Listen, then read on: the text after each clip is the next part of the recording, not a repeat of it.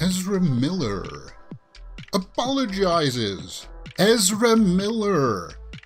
Ooh, he apologizes for his behavior. And She-Hulk, first reactions. Let's talk about it. Welcome to Mirror Domains Movie News, your place for entertainment headlines. And on today's show, we got some Addams Family pictures from Wednesday, that Tim Burton project that's coming up. The Lord of the Rings producer has come out and made a juicy quote. The Hunger Games prequel has its first image here. We got some trailers to talk about. But we start off today's show by talking about Ezra Miller and his apology. Ezra Miller, Hollywood reporter, seeking treatment for complex mental health issues. In a statement, the Flash star says, "I want to apologize to everyone that I have alarmed and upset with my past behavior." Well, that's the first step, isn't it? That's the first step to mending things. But is it enough? Is it too late? I want to know your guys' opinion. Is this going to make things better? Well, we saw last week that the WB and David Zaslav over there was saying that they're considering the three options, and one was that they still release Flash, but Ezra Miller has no interaction with it. He doesn't do press tours or anything like that. Number two, I think, was like he issues an apology and goes in for help. And number three was like they scrap it, right? So we got him saying that he's going to apologize and he's going to seek treatment for complex mental health issues. Health issues. Well, that's good. Well, that's good to hear. So, after troubling behavior that has led to charges, because he was charged with felony theft, right? Burglary? Yeah, burglary. There's the proper words there. As well as allegations of assault and abuse. Complex, because he's a they them, so they are a they them. Sorry. And if he's going to start trying to mend his path, then I'll start using his pronouns that he wants to use. So let's take a look at the statement here from Hollywood Reporter. Having recently gone through a time of intense crisis, I now understand that I am suffering complex mental health issues and have begun ongoing treatment. I want to apologize to everyone that I have alarmed and upset with my past behavior.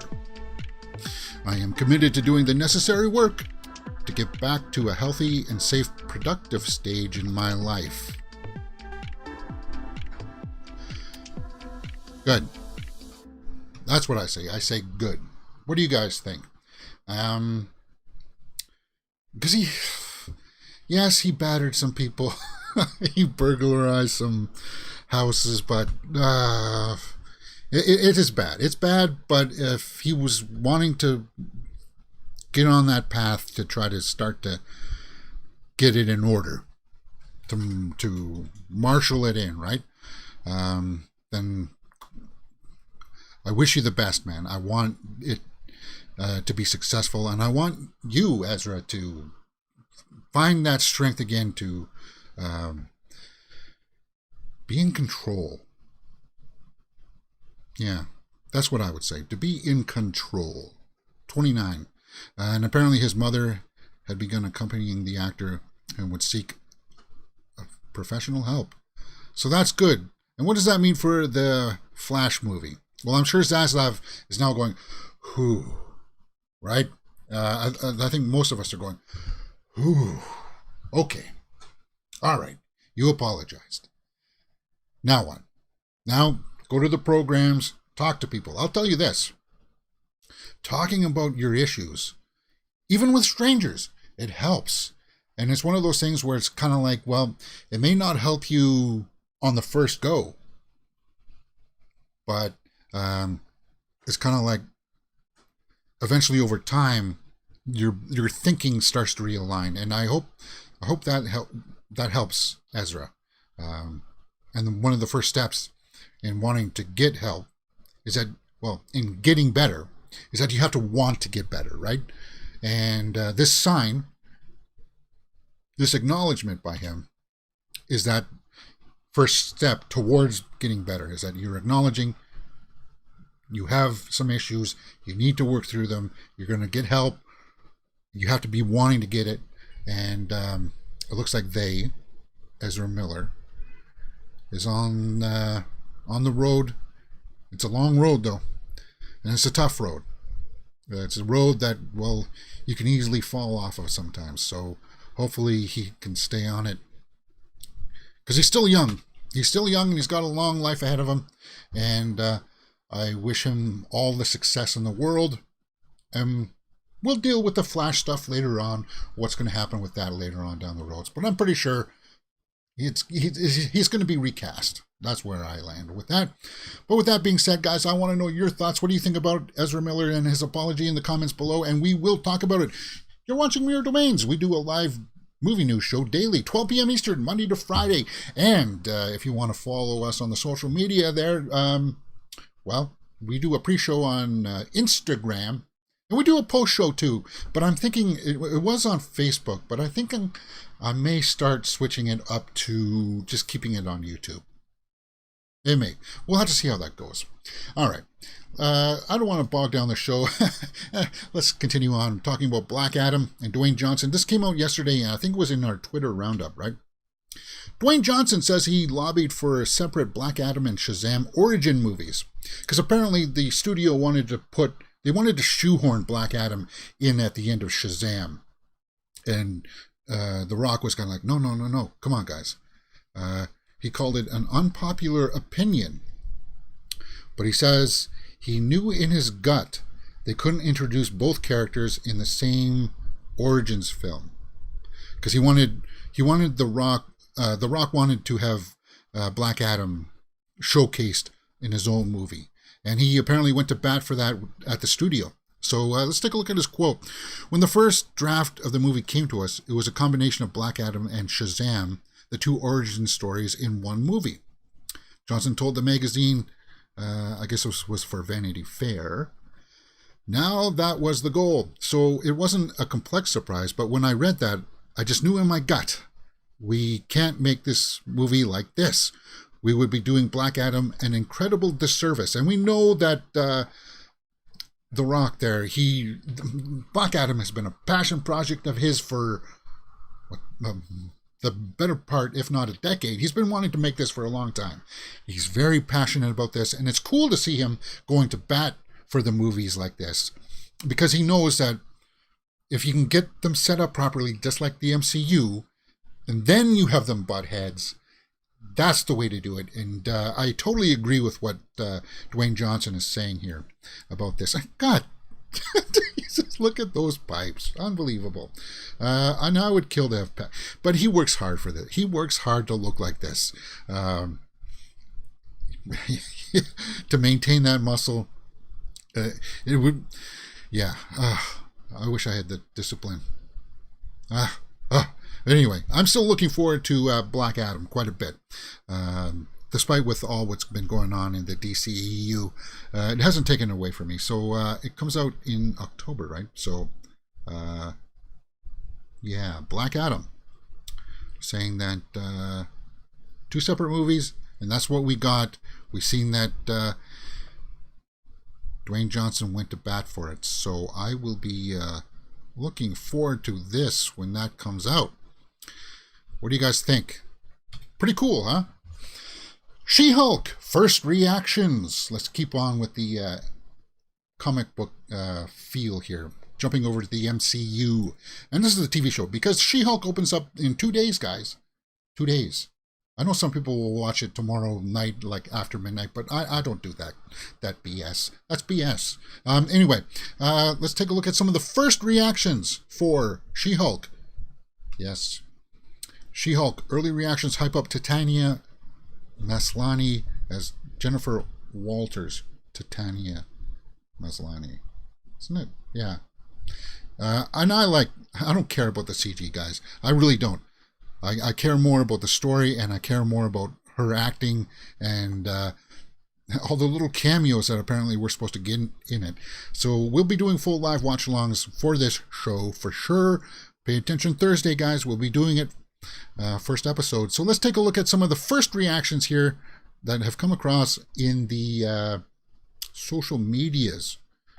Molly Freeman says, I've seen the first 4 episodes of She-Hulk and I'm happy to report they're incredible. Tatiana Maslany is great as Jen Walters, but my favorite thing is how entrenched She-Hulk is in the MCU, while at the same time showing us something completely new. Can't wait for more. 4 episodes. I thought it was only going to be 1 episode. We'll have to take a look at the release schedule here in a few moments. Rob Key says, I've watched the first 4 episodes of She-Hulk, and it's a great follow-up to Ms. Marvel, both upping the MCU quality and style on Disney+. She-Hulk is the funniest Marvel Studios content so far, and has a refreshing take on the franchise lore and formula with its meta style. And we know that Tim Roth is going to be back as Abomination. Mark Ruffalo there as the Hulk. Yeah, we've seen them in the trailers. She-Hulk confirms that the new Canadian leads are the standouts and highlights of Phase 4. Well, Simu Liu has been kind of been... he's been... Well, if you follow him on social media, he's been making a fool of himself. But anyway, yeah, okay. It's a good thing they're a big part of the future of the Marvel Cinematic Universe. Okay, I'll elaborate with Simu Liu. He was being derogatory and trying to make fun of the Batgirl situation about its cancellation.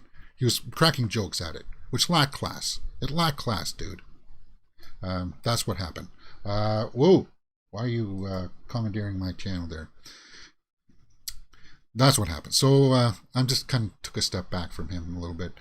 Cooper Hood says, I've seen the first 4 episodes and thought it was delightful. Okay, so most people are praising it, saying it's funny, it's delightful. Tatiana Maslany is great as Jen. She's very funny. CGI mostly looks good. So there you go. Somebody thinks that the CGI looks good. For me, as I said, I don't care about the CGI. I care more about the story, and I like She-Hulk. I like Tatiana Maslany. Okay, so Nora Dominic, the first episodes of She-Hulk are exactly what I wanted them to be and more. I love the comedy format so much. Tatiana Maslany brings it as Jen. Her fourth wall breaks, and the comedic timing, she's a nerdy one second and She-Hulk the next. It's a yes for me. So it's overall fairly positive. Let's see if there's anybody in here that I would recognize. Can't wait to watch the rest of the season. So is it going to be 4 episodes? We'll have to take a look at the release schedule here. But as you can see, this article is up on Screen Rant. If you want to go read some of those and expand on it, by all means. But we're not going to bog down the show with that right now. But I want to know your guys' thoughts on She-Hulk. Are you looking forward to it? I'm just going to quickly try to pull up the release schedule here. She-Hulk release schedule.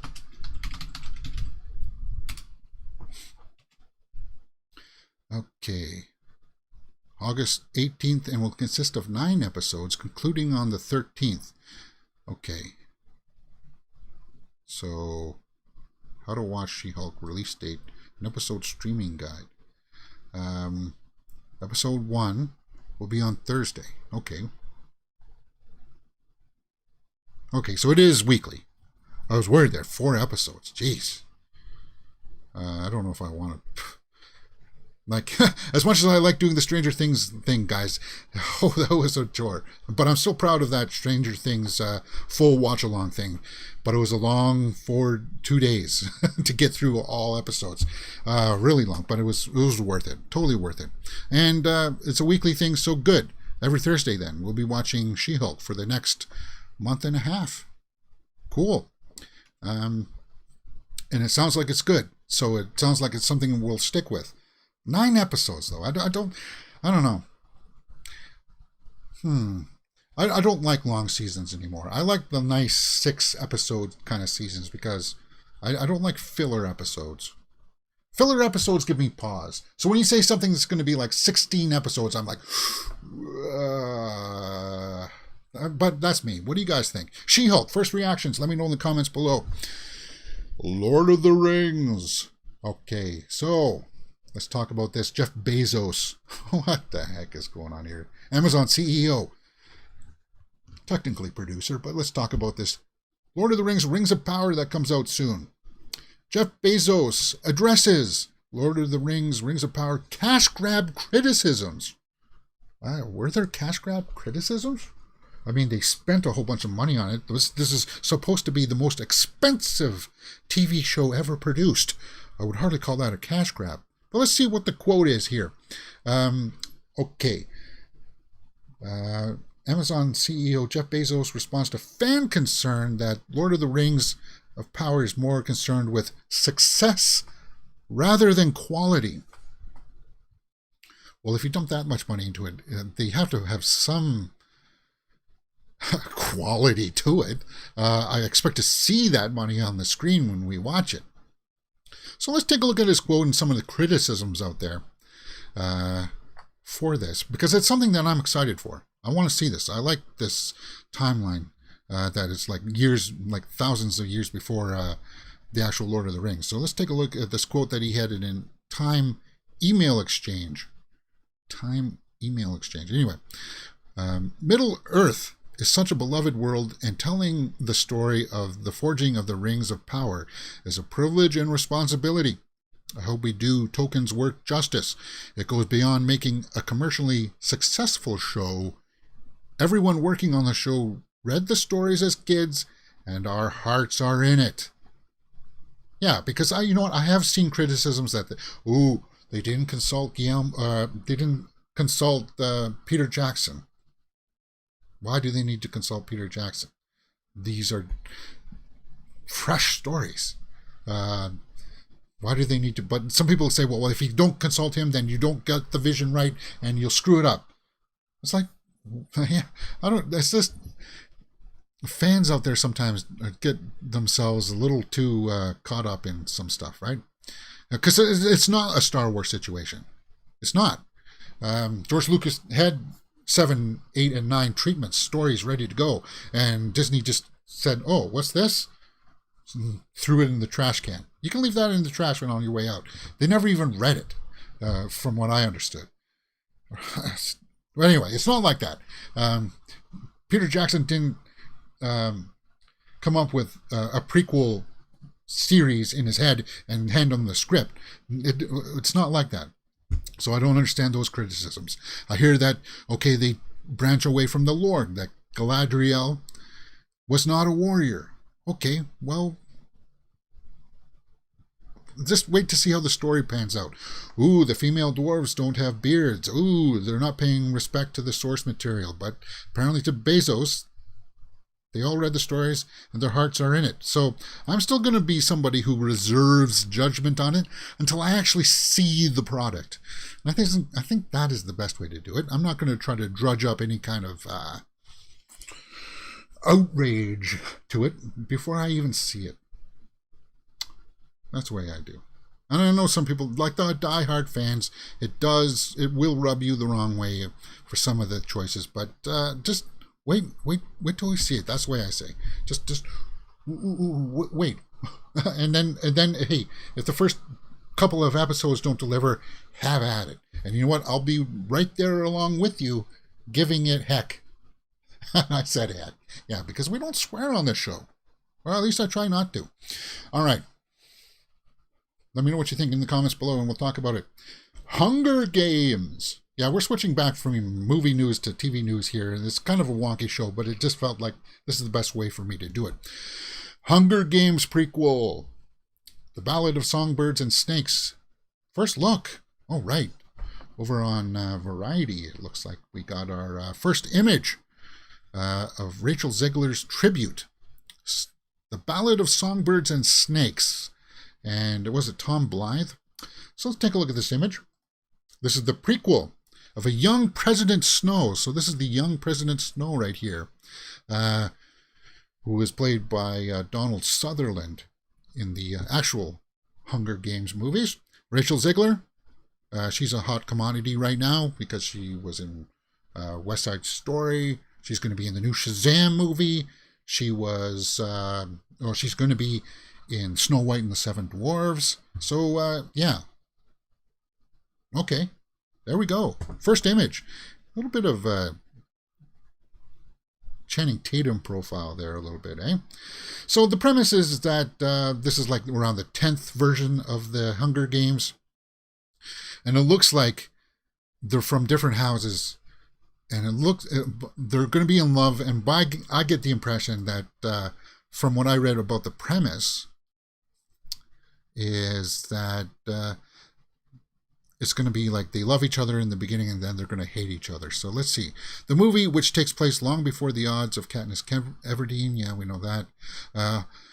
Hunger Games, the movie centers on Tom Blythe as Coriolanus Snow, and Rachel Ziegler as tribute Lucy Gray Baird. Lucy Gray Baird. Okay, so Snow, who is chosen to mentor Baird during the 10th Hunger Games. Okay, so he mentors her, and she's going to play the Hunger Games, and it looks like they fall in love. Okay, so it's not like that. But I'm sure eventually she'll turn around. If she wins the games, it'll put them at odds. So it is kind of an interesting setup. Because he's kind of like the Emperor Palpatine, right? Of the Hunger Games universe. We found some love. Could be interesting. Novel by Susan Collins. She wrote this, so very interesting. First image. What do you guys think? For Vanity Fair. Tom Blythe. Are you guys looking forward to this? Comes out next year, November 17th, 2023. The Ballad of Songbirds and Snakes. Hunger Games prequel. Yeah. Cool. I'll be up for it. Next November. All right, let's continue on talking about a new Saw movie. Wait a minute. I thought they were done with that. Because we saw Spyro, right? But then, Hollywood Reporter is saying a new Saw movie sets 2023 release date. Franchise veteran Kevin Greutert will direct. Veteran. So I guess he's directed previous installments. Now, I was somebody... Spiral... but I like Jigsaw. I really like Jigsaw. I thought it was a nice throwback to, what drove the series. Mostly because we got to see the Jigsaw, Tobin Bell, right? So it's cool. Anyway, let's take a look at this. From Bloody Disgusting first reported this news. Okay. The new installment will be the 10th. Yeah, we know that. Greutert directed Saw 6 and Saw the Final Chapter. Okay, so we have been listening to what the fans have been asking for and are hard at work at planning a movie that Saw aficionados and horror fans alike will love. Well, that's good news because, you know what? Horror is one of my favorite genres. Okay, so producers Mark Berg and Oren Kules, founders of Twisted Pictures, said this. And part of that is giving the reins to Kevin Greutert. What are you doing, Hollywood Reporter? I'm not pressing anything, and you're shifting. They're giving the reins to Kevin Greutert, which is one of the fans' favorites in the entire series. The more details will be revealed soon, other than the release date. So it sounds like they got a script if they got a release date. I'm sure casting will come down pretty soon. And I'm expecting a fresh cast of young people out there for a new Saw movie coming out in 2023. More details to come out soon with the director of Saw 6. What do you guys think? Let me know in the comments below and we will talk about it. We got some Addams Family pictures to talk about from the new series Wednesday that Tim Burton's directing. Why is somebody hammering out there? Okay, I apologize if you can hear that hammering. All right, let me reset here. We got some new Addams Family pictures to look at from the series Wednesday, directed by Tim Burton, starring Jenna Ortega to look at. Let's take a look at them. The Addams Family revealed the latest images from Netflix series Wednesday. So there's the family right there. Let's see if I can blow that up a little bit. Because our first look at Catherine Zeta-Jones and as Morticia. She looks Actually, she looks pretty good. Jenna Ortega is Wednesday. Luis Guzman is, wow. I don't know about that. Yeah. And then there's Pugsley, right? Yeah. We'll take a look at some of these images. Luis Guzman is playing Gomez, right? So, interesting casting. I'll trust. Well, we know that Luis Guzman is a good actor. And we know, well, I kind of have, Tim Burton, say what you will about some of his movies. I still trust his vision for this because he chose Jenna Ortega as Wednesday, and she's our key actor there. Let's see if I can pull that out a little bit. And I trust that. So, Luis Guzman, I don't care. I'll be looking forward to it. Yeah, so this will be in Vanity Fair, guys. What do you think about these images? Catherine Zeta-Jones. I think it's gonna be very interesting to see. But I'm mostly gonna watch it because Jenna Ortega, she was in X, she was in the new Scream movie, and I think she just looks like she's embodying Wednesday, and we haven't even heard her speak yet. I can't wait to hear that. So I expect a teaser for this soon. There they are. So it's going to be in color. First images.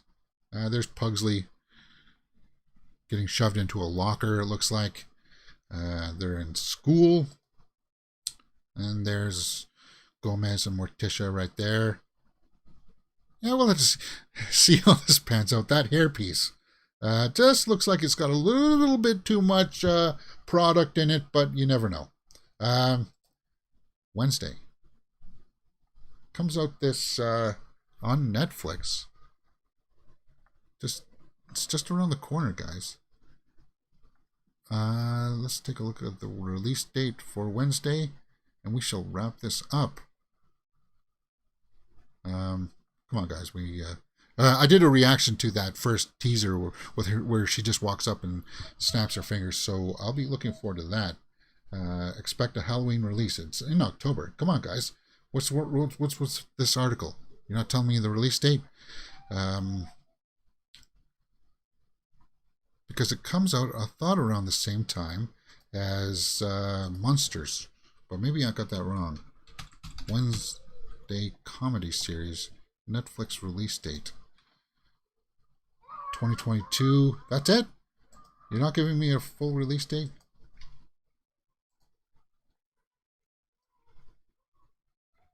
Alright. Well, that's a bummer. I was pretty sure it was October.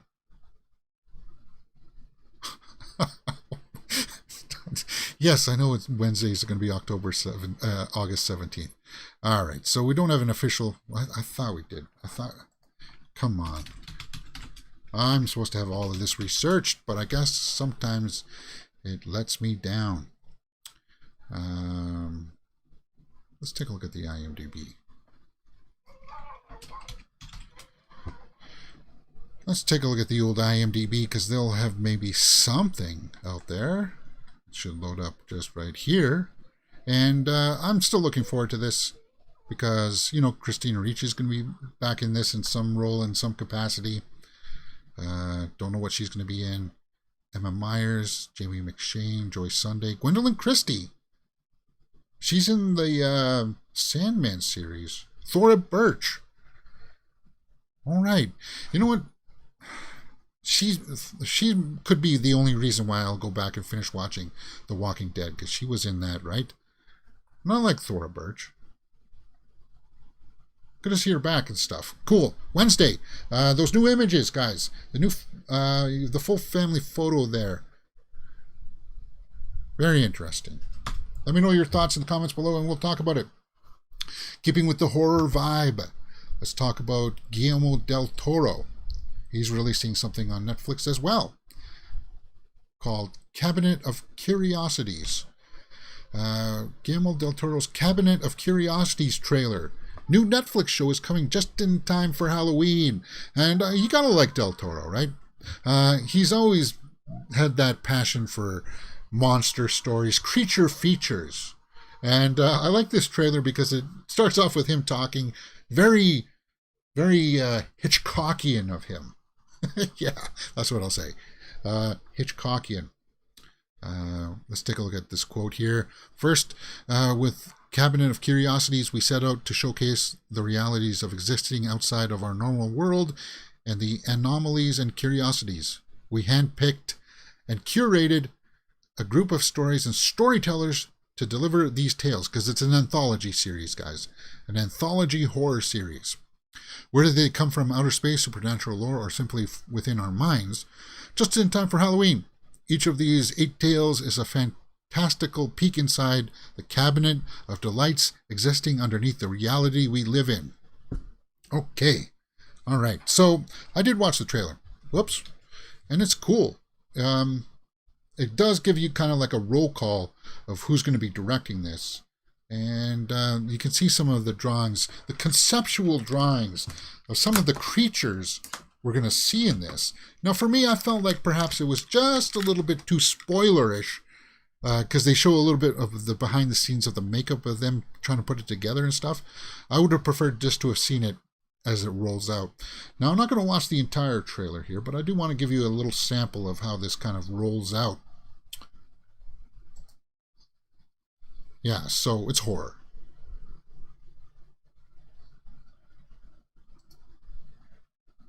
Yeah. So that's cool. In this anthology, we gave ownership. And that's cool. So he just let them, he got these stories together and he said, here are the directors, go for it. And that's Del Toro, he's a good man. Good director, for sure. Good producer of stuff.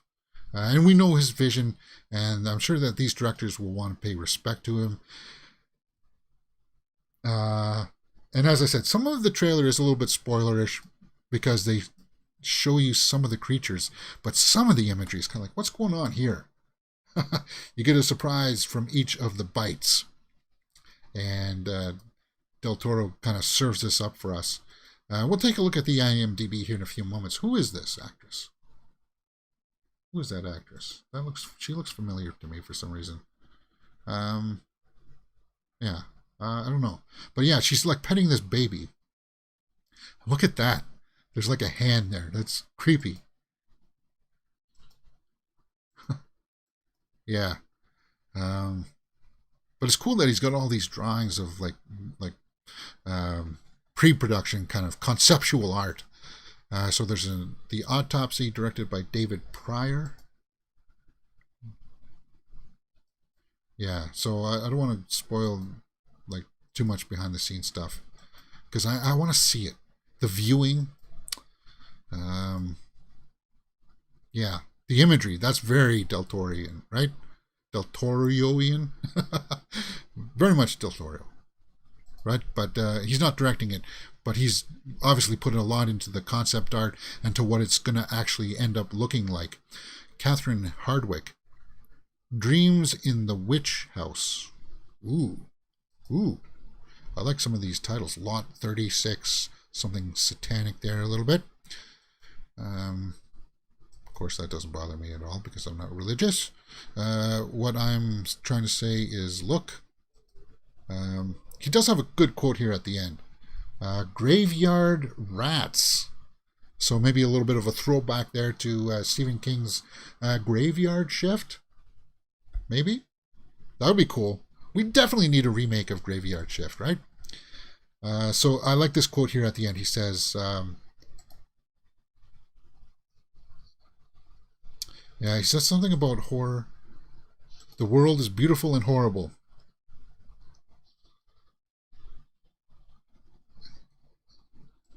Yeah, and I think that marriage is that's his style, right? That's Del Toro's style of trying to be horrible or abstract and beautiful at the same time. And you got that in pretty much all of his movies, right? You got that in Shape of Water for sure. You got it in Crimson Peak for sure. Yeah. So Del Toro, Cabinet of Curiosities. And see, this is a little bit behind the scenes because you can see the camera there.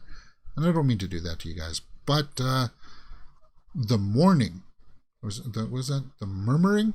The Murmuring. Jennifer Kent. Cabinet of Curiosities. Cool, man. I'll be taking a look for that. October 25th. Let's take a look at some of the comments and then take a look at the IMDb. I haven't been this excited in a while for a Netflix show. This looks amazing. I'm a huge anthology fan, as am I. If you like things like The Creep Show, Tales from the Crypt, Tales from the Dark Side, awesome stuff. Anthology series are always entertaining, yes. Because sometimes you like one, and then if you don't like one, okay, well, fine, move on. I love Guillermo del Toro. His storytelling is just incredible, and the detail he brings to everything from storyline to world building is absolute perfection, indeed.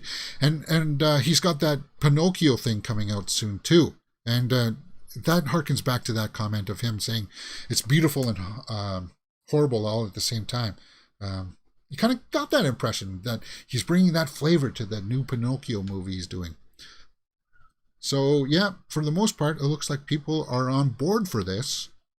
Reminds me of Masters of Horror that used to air in the early 2000s. Can't wait to see what's in store for fans of this genre. It looks awesome.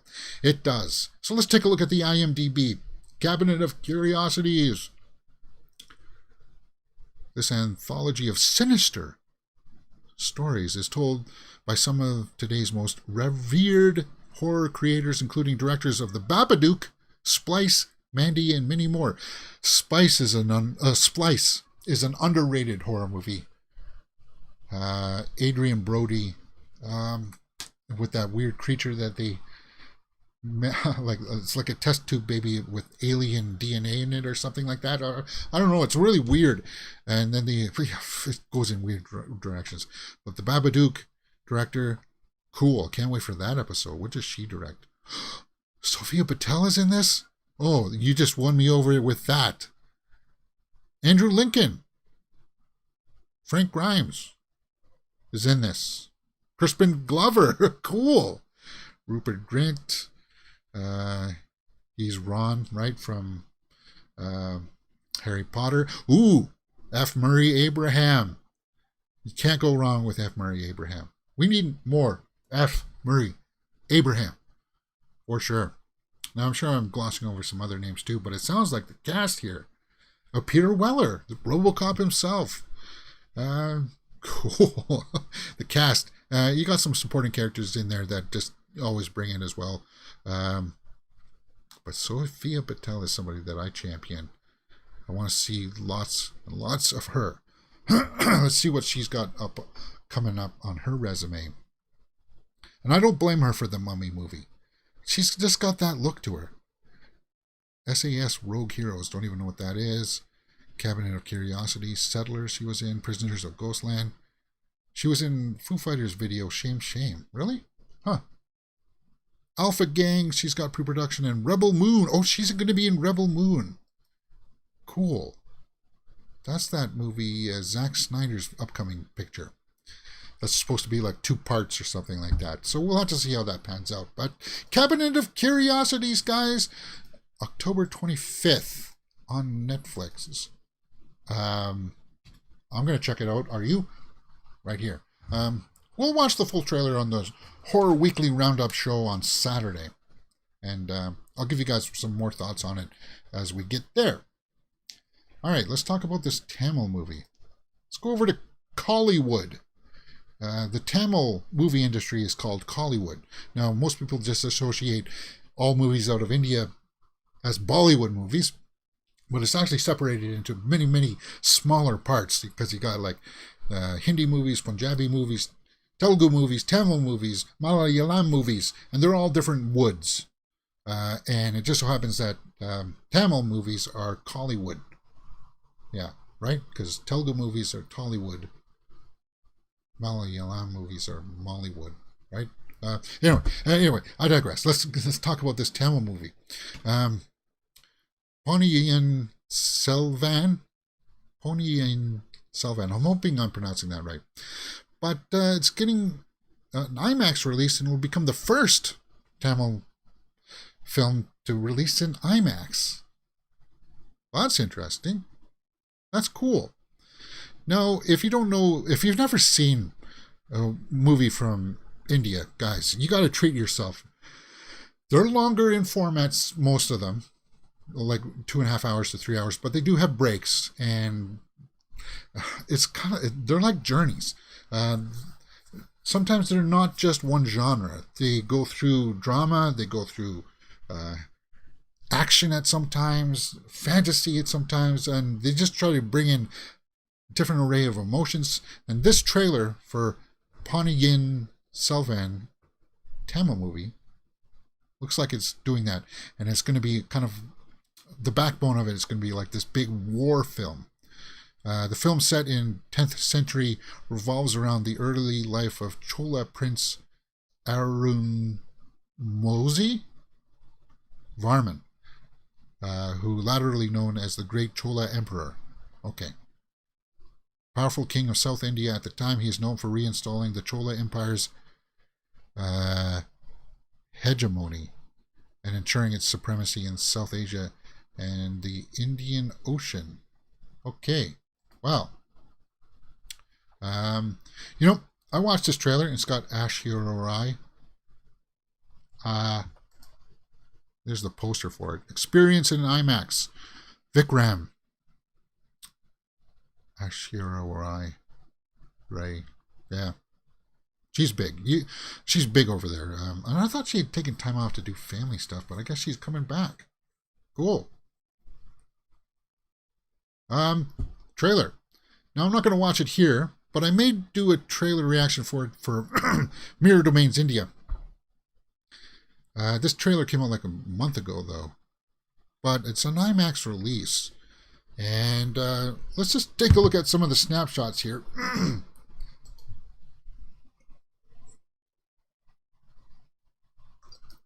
As I try not to choke to death here. Yeah, the scope of it looks like it's going to appreciate the full huge IMAX things. Now, that's something they like. Some of the scope of what they are able to achieve is it's fantastic, and the cinematography, breathtaking. Yeah, like that looks epic, right? And it looks like they're going to be going off to war. Tamil, Hollywood. And that's southern India. So this is not just a Tamil movie. It's our 70 years dream project of Tamil film industry. Really. Jaya Ram's look as Nambi is awesome.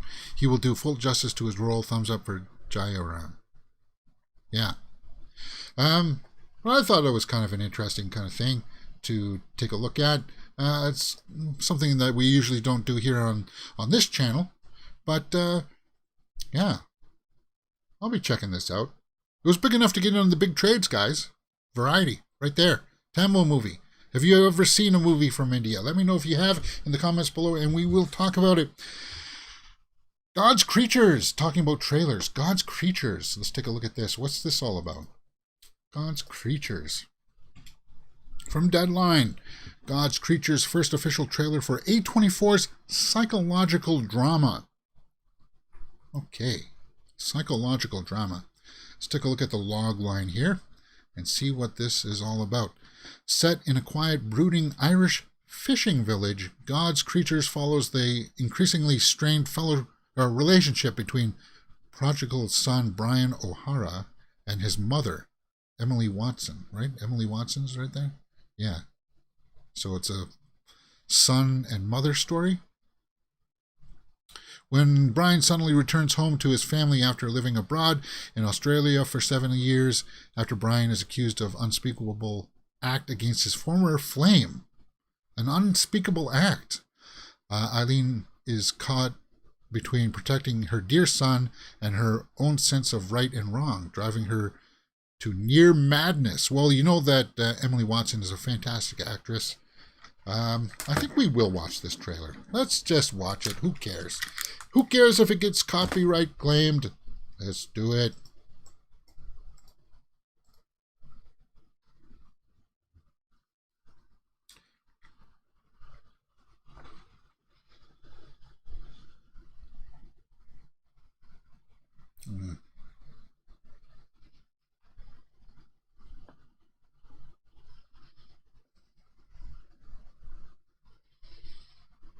Well, I'm getting a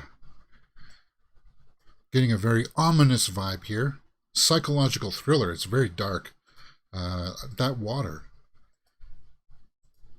What was that? Was that rocks, or was that kind of, or are those like crab buckets or something?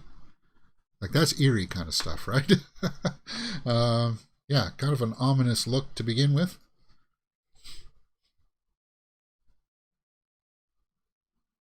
Okay, so he comes home. She works at a pub of some kind, it looks like.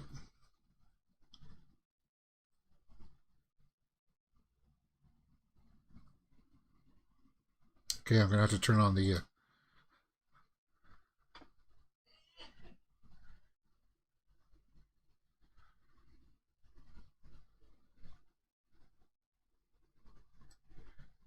Yeah, so he comes home, and it looks like he's not right in the head, right?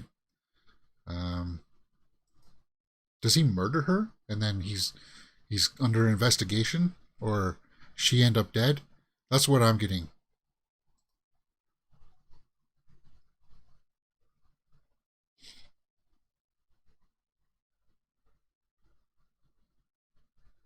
Yeah. So the cops do show up for him.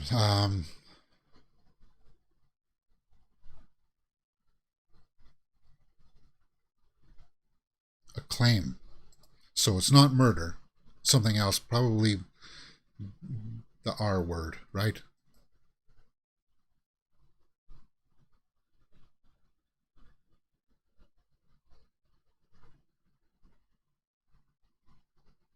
Okay, so it's either the R word, or he robbed her, stole from her. I don't think it's that. It's probably the R word. Beat her, maybe. Uh, it's just ominous.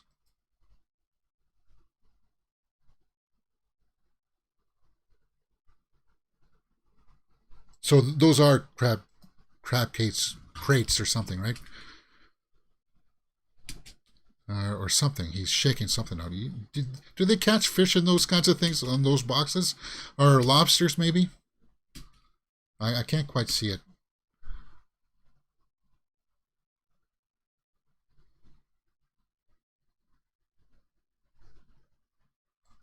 Well, it looks like she's working at maybe the fish where they butcher the fish there. Our Glass Vikings in the Lounge says that they were farming mussels. Oh, those are for mussels. Okay. All right. I can see that.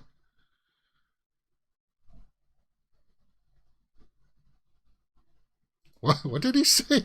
I didn't hear that. Yeah, this is why I need subtitles.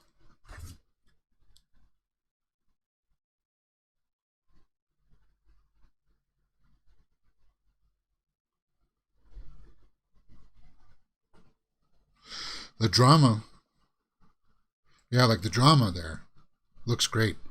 Like the acting. So the mother is gonna try to go to bat for the son, and I like that. Um, how she kind of pulled away from him there. Yeah. Um, hmm. Very like Emily. She's got such, like, look at her. Um, God's creatures. Like, she's got so much expression in her face, and she's not really doing anything, but you can see it in her eyes. She's, yeah, wow, great actress. God's creatures coming soon. Good trailer. Very interesting. Let's take a look at some of the comments. A24 is a studio that continuously values the art of cinema before money. That's good to hear. With that said, I'm definitely watching this one. Haven't seen Emily Watson in a minute. She's an incredible actress, so I'm certain this is really good. Indeed. Casting's good, and they didn't spoil the whole movie. Whoever's doing A24's trailers is doing a pretty good job at that. That being said, the point of the trailer is supposed to entice you to see the film, and that sounds like a better read than a film. What the heck? Better read than a film. I don't know about that, but most people are liking that, and I like that shot at the end when you got like kind of like that thing that was going on between the brother and the sister in Gone Girl, where she was going to bat for him, but he was doing things that were kind of like making her question, did you do it or did you not do it? And that how she kind of like pulls away from his arm there. Yeah, right there. So those are muscle. That's how you farm muscles, eh? That's how you farm muscles and those things. Yeah, I'll be checking this out. Good trailer. Really good trailer. Good trailer, and let's take a look at the IMDb. God's Creatures, 6.7. So what, is it already out somewhere? 6.7? It must have released overseas or something. September 30th, so we're still a month away from it. In a windswept fishing village, a mother is torn between protecting her beloved son and her own sense of right and wrong. A lie she tells for him rips apart their family and close-knit community in this tense, sweepingly emotional epic. Yeah. Cool. Writers. I don't know how to pronounce that. Fadla? Cronin O'Reilly. Okay. Story by Shane Crowley. Yeah. Very interesting. A24. Cast looks on point. Cinematography, it's definitely got that dark, ominous quality to it. And the acting looks great. So I'll be looking for God's Creatures for sure. What do you guys think? Let me know in the comments below and we'll talk about it. Taking some live comments here from Our Glass Vikings. For Tamil, I wonder, is it CGI or there are a load of extras? Some of it are, they use extras, but there are movies that use CGI characters in it as well for like those big, huge, epic scenes. Like I think, yeah, for sure. You said that they were farming muscles, and Art Glass also says, love A24's productions, love Emily Watson's for her bit part in Equilibrium. Yeah, she was in Equilibrium, right? But I really liked her in Red Dragon as the blind lady. She was really awesome in that. She really helped sell that part of the story. She's a great actress. Indeed she is. Indeed she is. And it's that look. Wow, just look at that. So much expression, and she's just kind of like, you just want to know what she's thinking, right? What's going on here? What's that look on her face for? Fantastic. All right, guys, we've got a few more stories here that are not listed here, but they are in the description below. Jesus, we're already 12:56 already. Unbelievable. All right, let's talk about Indiana Jones. Quentin Tarantino, least favorite Indiana Jones movie will surprise you. I guess Quentin's always full of opinions and such like that. He likes to talk. He's one of those people, just like Kevin Smith. He likes to talk, and this talk just spews out of him. It's kind of like, stay on point, man. Stay on point. I talk for like an hour doing the show, but I don't try to ramble on and on and on and on and telling you backstories of all of this stuff and that. But Quentin's like that. He says that his least favorite movie, though, is of the Indiana Jones franchise, is The Last Crusade. He said the gag was over in the first 5 minutes when you saw what the movie was going to be about. And it's just like, Quentin, sometimes you got some bad takes, man. You got some bad takes. He says he likes Kingdom of the Crystal Skull. His quote says, I like Crystal Skull more than the Sean Connery one. I don't like the Sean Connery one. I don't like the Sean Connery one at all. that's such a boring one. It's boring. And he's not an interesting character. The joke is made immediately. It's like, stop, or my mom will shoot. No, it's not, though. They develop. They talk about their issues throughout the film. What are you talking about? One of my favorite scenes in the movie is when they're on that blimp, and it's just them sitting at a table talking to each other. And he's like, I have all this stuff I want to talk to you about. You weren't a good father and stuff like that. A great scene. What are you talking about, man? Did you even watch the movie? It sounds like you didn't, by the sounds of it. And Sean Connery was fantastic as his father. So I just thought, I'll throw this here in at the end because it's a bad take. Quentin, you got a bad take. And I'll give you my rankings right now, quickly, for my Indiana Jones series. And it's going to surprise some people. It will. Number 1, my favorite is The Last Crusade, because it holds up. It does. It still holds up. It's mostly for the story of the father and the son. I like that part. And oddly enough, number 2 for me is Temple of Doom, because I grew up with it in the 80s. I watched bits of it before I went to school in the mornings. Just a great film because it was on Super Channel at the time. It was playing like every day, so it was kind of like, yeah, that's what I'm watching. I like Temple of Doom. And then third, it's going to surprise people, is going to be Raiders of the Lost Ark. People say, well, that's where it began. It got me into it. So it has to be number 1, right? No. Because Lost Ark has some serious story problems. And The Big Bang Theory did a good job of showing us that if you take Indiana Jones out of Raiders of the Lost Ark, the same thing happens to the Nazis. So he didn't really impact the story at all. So there are some issues in there. Now, there are many scenes I like in Raiders of the Lost Ark, but it's kind of like it doesn't hold up to 4K scrutiny, like high definition. You watch that movie now, and you can see like the makeup caked onto actors' eyes to make them look like they're from Nepal, and it's kind of like, really, Stephen? Really, Stephen? I know that this was earlier in your career, but this is it doesn't hold. It's like Die Hard. It doesn't show up. It doesn't hold up to the 4K scrutiny because you can tell it's just a stunt double there. It's kind of like, that's not that actor. Yeah, but they could get away with that stuff earlier because people didn't have 4K back then.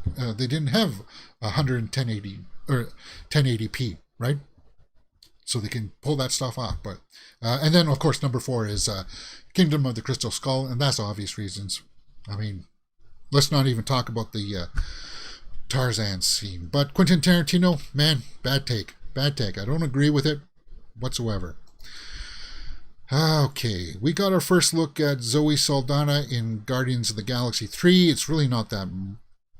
It's just it's her in the makeup. And she's not on set. So I didn't really want to include this up with... it didn't pause on it. We'll watch it on her Instagram. It's just her getting into the makeup. It's really not that much, guys. So she's just making like duck face in most of them. And then it ends. Yeah, there it ends. It looks like she does have a bit of a different costume on there. Gamora. Guardians of the Galaxy 3.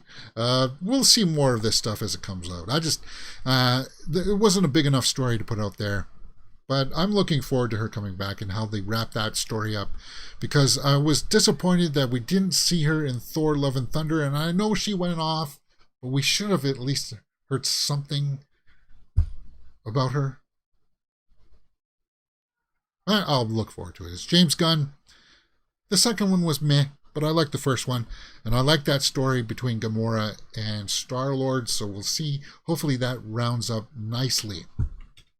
Our Glass says in the live chat, I loved all Indiana Jones, but I watched Temple of Doom the least. Okay. I grew up with Raiders, funnily enough. Yeah, there are flaws, but the music is great. And the humor... the humor... Yeah, but that was mostly from Harrison Ford and his ad-libbing the script and stuff, right? Adding on stuff. because he wasn't supposed to shoot the guy with the gun when he was doing the sword stuff, and I think he said something like he made up the line, "I'm making this up as I go along," or something like that too. Like that's Harrison Ford. That's what made it good. So I think that's it for today, guys. Yeah, because we're running a little bit overtime, but we went a little bit overtime today, yesterday, and it's okay because I had my breakfast beforehand. So let's go over to the old Twitterverse and see if we missed anything that's on the docket. Because we got time. We got time today. Let's just slow down a little bit. And if anybody else joins up into the live chat and wants to talk about any of these stories, we'll do so. All right. Quintessa Swindell as Cyclone in Black Adam. Talking about Black Adam. Okay. Quintessa. Cyclone. Huh. Cool. Total film. Exclusive. Oh, we got some more Black Adam there. Okay. Yeah. I like that. The trailer for Cobra Kai Season 5 has been released. Okay, so if you're a big Cobra Kai fan, I think Glass Vikings is a huge fan of Cobra Kai. So Season 5, I know some people have kind of fallen off of it a little bit because it's kind of retreading some of the same kind of story elements, right? But Trailer 5 is out there now. I'm sure lots of people will be talking about it. I need to get through Cobra Kai. I do. Because I did like the storyline that they were proposing for it.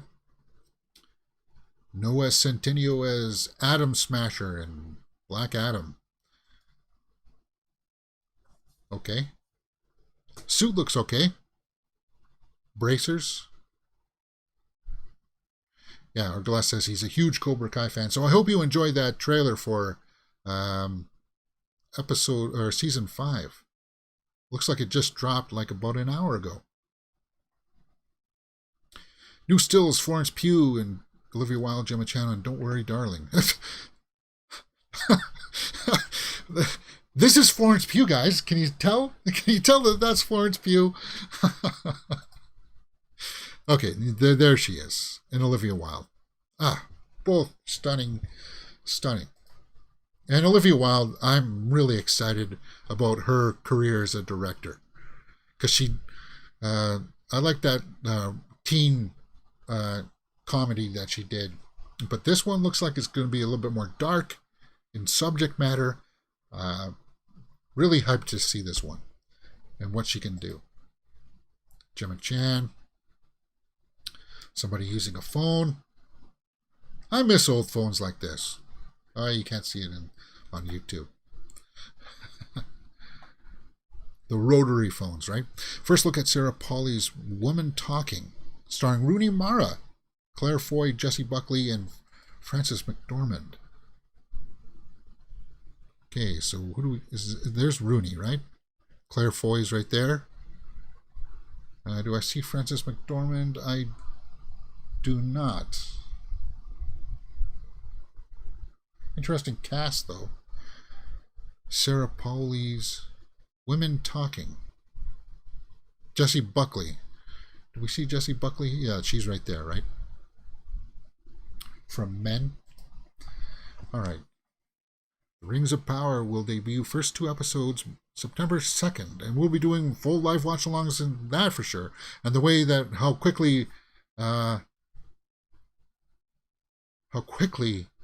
August is going here.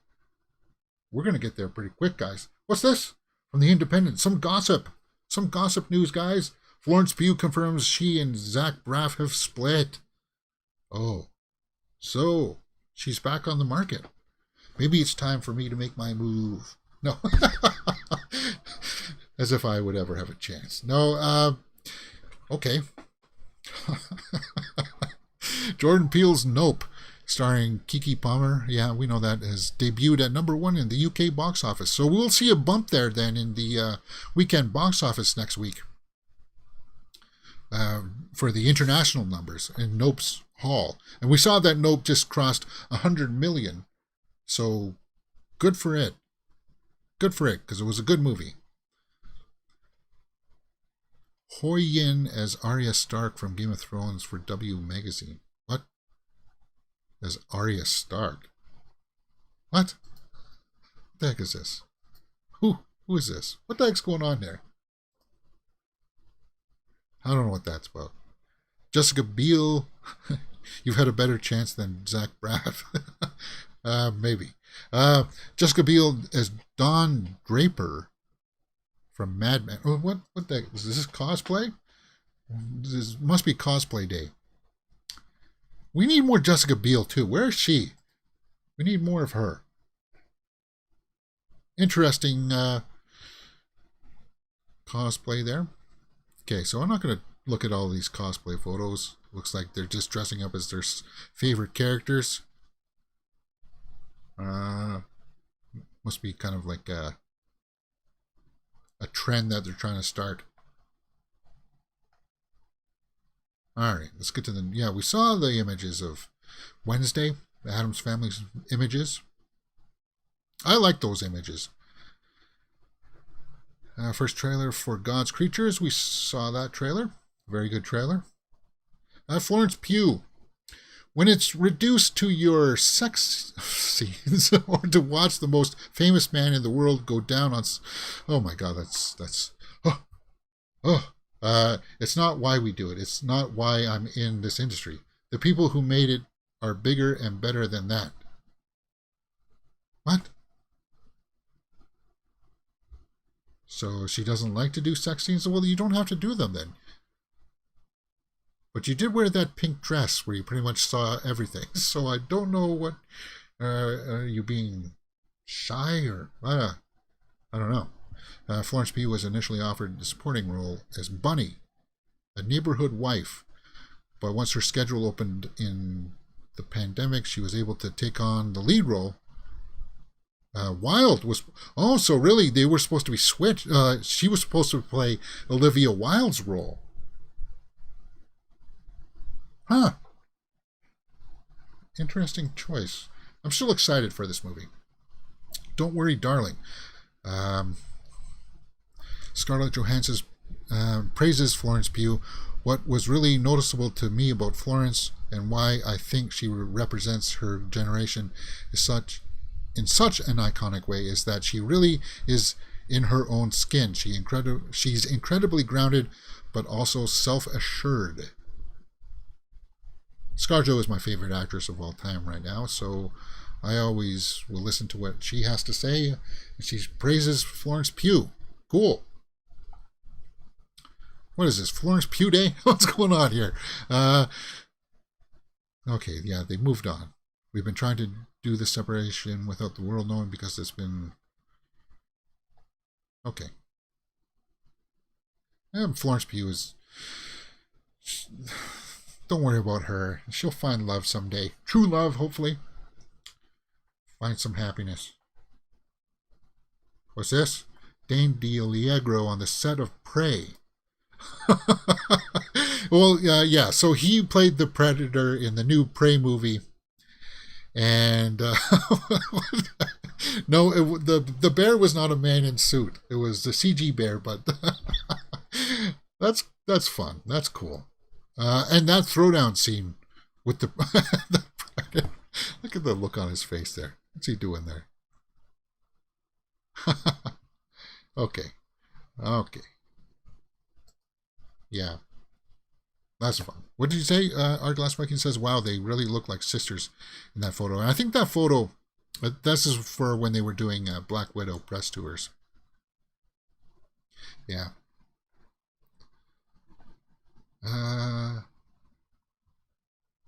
Pedro Almodovar and Pedro Pascal. Hunger Games prequel. It's completely different stylistically in terms of design and character and point of view. Well, good. They do need to change up the mix a little bit. Try to deliver us something a little bit different.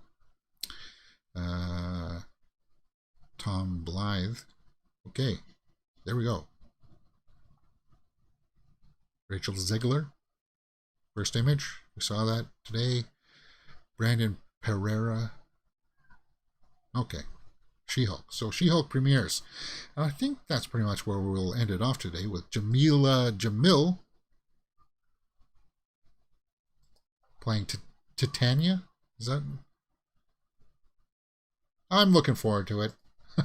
I'm expecting just something fun, just like a nice romp to enjoy.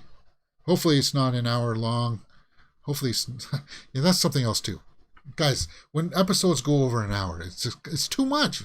It's too much. So hopefully it's nice, small running times. And then we come full circle here. Ezra Miller says, to everyone that I have alarmed and upset with for my past behavior, I apologize. And that's a good way to wrap up the show for today, guys. Thank you very much for joining along, and pay attention for the after show there on... you know what? We'll do the after show on Facebook. It's getting some views over there, so let's do that. Join the after show in just a few moments, and then tomorrow for more movie news. See you then.